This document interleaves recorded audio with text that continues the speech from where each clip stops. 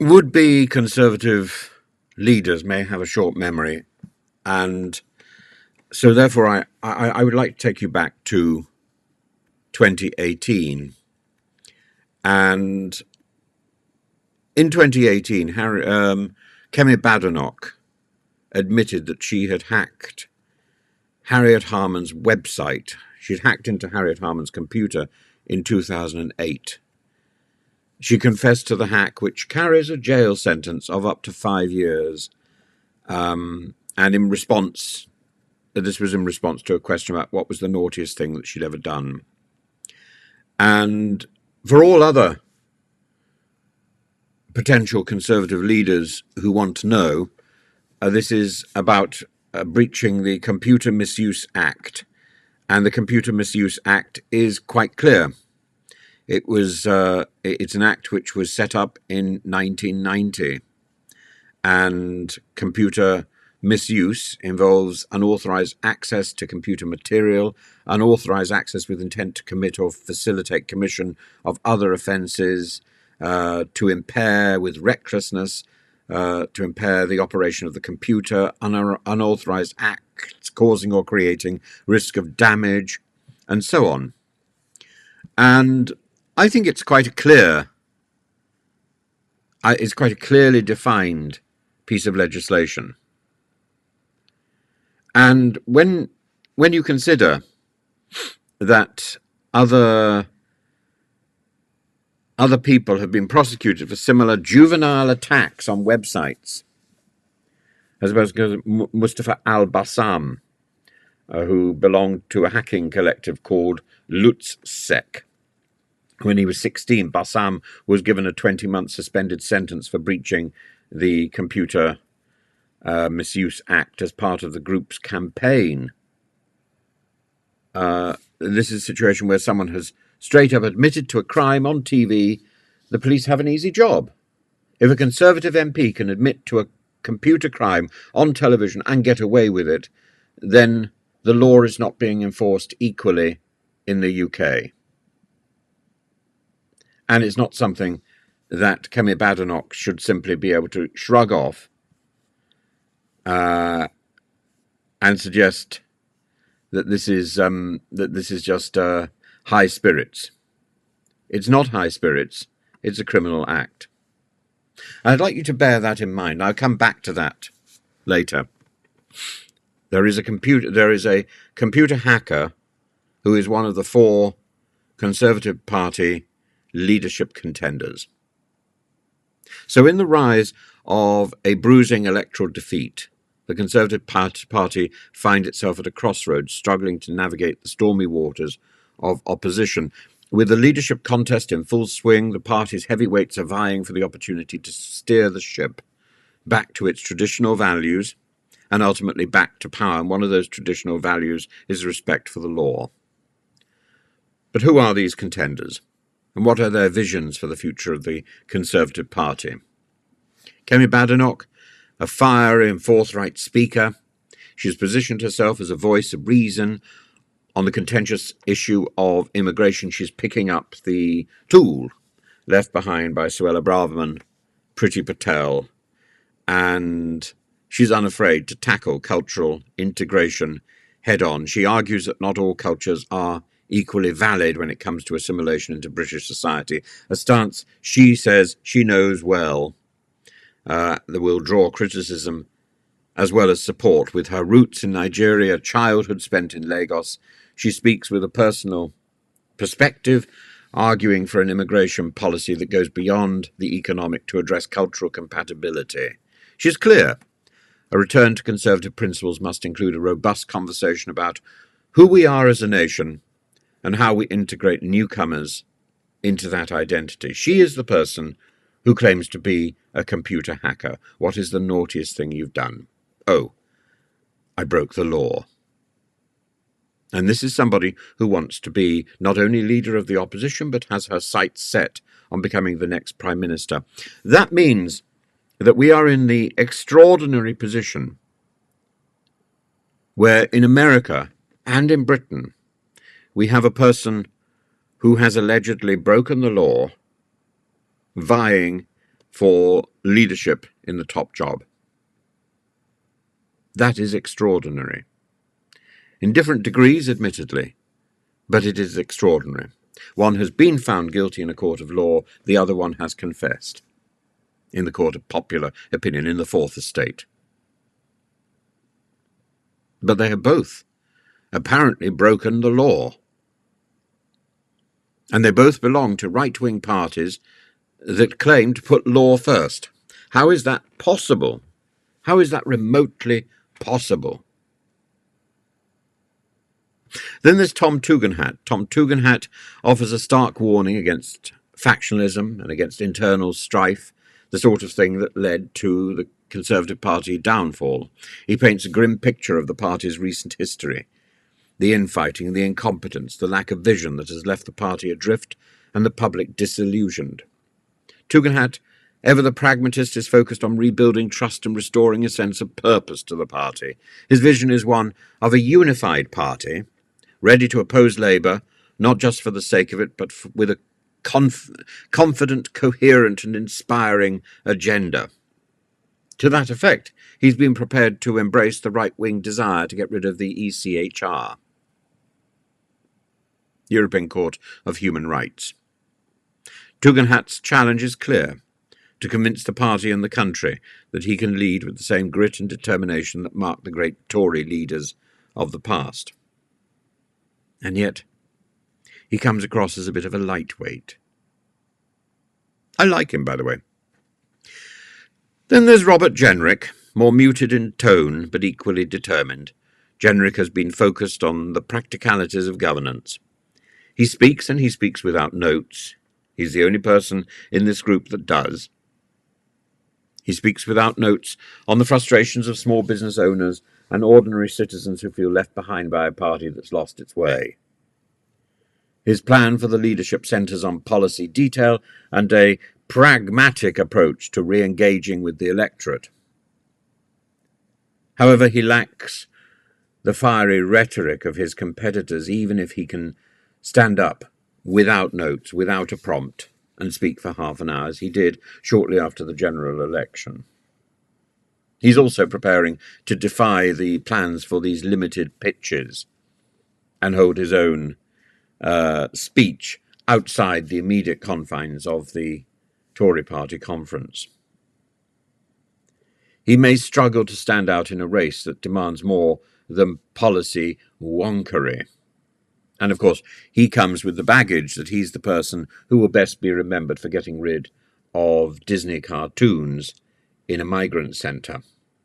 He comes across as somebody with a touch of Mr. Nasty.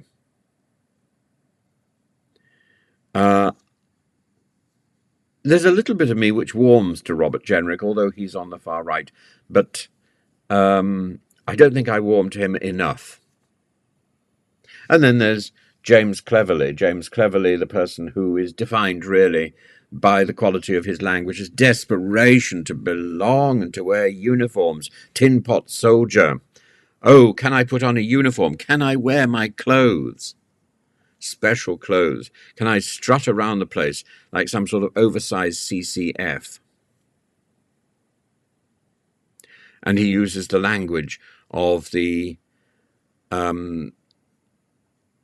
squaddies' canteen. Oh, it's batshit crazy, he says, so that we might believe he really belongs in his military gear. It's all a pose. So those are the four candidates, not much to choose between them. And while the leadership candidates set out their sails, the broader Conservative Party is regrouping and the ship inches into the water. The newly formed Conservative Networks is cast adrift. Akin to Labour's successful Labour Together, it's an effort to rebuild the party's support base and to reach out. It's under the stewardship or the captaincy of David Johnson. This organisation aims to reconnect the party with the so-called shy Tories, the voters who deserted the party in droves. By the way, I'm one of them. Johnson's plan is simple yet ambitious. Listen, learn and adapt. So I have to ask, as I have been quite vocal, as I surrendered my party membership, I find it extraordinary that if there is this organisation, why has someone not contacted me to find out why I could not possibly be a member of this party which is lurching so wildly to the right? Why I would neither be a member of the present Conservative Party nor a member of Reform UK. And by the way, I have no other party to join. So I'm not one of those people who went from the Conservative Party to the Lib Dems, though I like Lib Dems. The Liberal Club is one of the nicest clubs in London. I'd be very happy to be a member of it. But and I've sat many, many times under the giant portrait of Jeremy Thorpe, resplendent in scarlet. The network, this Conservative network, will engage with professionals across various fields, we're told: doctors, farmers, small business owners, seeking their input on policy matters. It's a return to the grassroots that the party hopes will re-establish its connection with the electorate. Well, the road to recovery for the Conservative Party is fraught with challenge. With only 121 MPs to shadow 125 ministerial positions, government ministers, the party's capacity is stretched thin indeed. There's a risk that internal bickering could overshadow party development, leaving the party stuck in opposition for the foreseeable future, or forever. And should the party lurch to the right, should it elect, actually the only person it can possibly elect to move back to the centre is, I was going to say Tugendhat, except Tugendhat has now said that he wants to quit the ECHR. That leaves Cleverly. Cleverly is the only person who could be elected to drag the party back to the centre ground. Yet Cleverly is the least likely person to gain the vote. Now, what could happen in the next few days is quite interesting, because whoever is knocked out in early October, leaving only 3 people, the person who's knocked out, I propose, will be either Tugendhat or Cleverly. And that would divide, that will mean those votes which go to the other person. Let's say Tugendhat gets knocked out, all the votes for James Cleverly will come from Tugendhat. And those votes from the Westminster political party who are voting, those votes will be considerably bigger than the votes for either Kemi Badenoch or Robert Jenrick, meaning that the 2 people who finally get into the race will be one person from the far right and one person from the centre.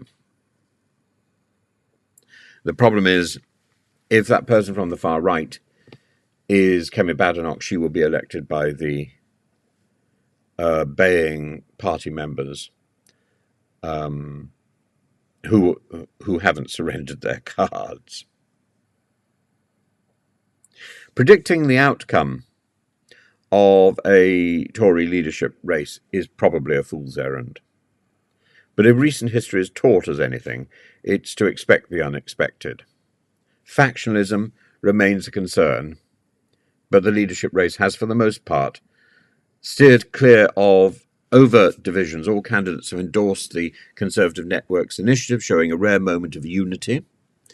But the question is really whether they can maintain harmony once a leader is chosen, particularly if that leader is from the centre rather than the far right. Kemi Badenoch's bold statements, I was going to say bold rhetoric, but she doesn't do rhetoric, she does shouting, resonates with the grassroots but may alienate more moderate MPs. Tom Tugendhat's measured approach appeals across the party. He has a lot of respect, but he'd need to convince the rank and file that he can be more than just a safe pair of hands. Robert Jenrick and James Cleverly while compelling in their own rights, may find themselves outpaced by their more charismatic competitors. And there might be a feeling in both cases that, well, they're young, they can try again later. What I think the Conservative grassroots voters and the present Westminster Party needs to consider is if they get this wrong, they will fracture the Conservative Party forever. There will be no opposition, and it's likely that the Lib Dems, before the end of this current Parliament, will step in to replace them. There's not a big margin dividing the Lib Dem numbers from the Conservative numbers. If the Conservative Party were to split and half of them were to go off to reform, the Lib Dems would move in, and rightly so. The winner will be the candidate who can best articulate a vision that combines the party's traditional values with a clear, forward-looking strategy to rebuild public trust. Whether the Conservatives can regroup and present a credible alternative to the current government remains to be seen, but one thing is certain. The race for the Conservative leadership will be a fascinating spectacle full of twists and turns as the party tries to find its way back to the promised land of government. I think the party also needs to recognise its job, its duty to be a loyal opposition, and to be looking solidly towards what may happen at the next election is to miss its responsibility now. It's ducked its responsibility for the last couple of months with further introspection. The last 6 years have been involved in introspection, and so and that has meant it hasn't really implemented Brexit. Even if we wanted Brexit, I didn't, but even if we wanted Brexit, the Brexit which was given to us by this Conservative Party was a mess. In the hands of David Frost, Lord Frost, a twit beyond belief. And it took the hard work and the networking skills of Chris Heaton Harris to repair the damage done in Northern Ireland to some extent. This has been a party that has not only messed itself up, but has messed the country up. And it needs to reflect on what it's done. But at the same time, it needs to come up to the mark and do the job that it's been elected to do, which is to be His Majesty's loyal opposition. Once this leadership vote is over, it needs to get down to the job. The first job is being the opposition. The second job is sorting out whether or not it can possibly win another election and become the government. I think not. But let's see. In the meantime, it would be wrong to put those two jobs back to front. Its first job is to challenge, to hold the government to account. In the words of Winston Churchill, success is not final, failure is not final. It's the courage to continue that counts. The Conservative Party has shown resilience before, and it will need every ounce of resilience again if it's to rise from the ashes of electoral defeat and self-inflicted stupidity.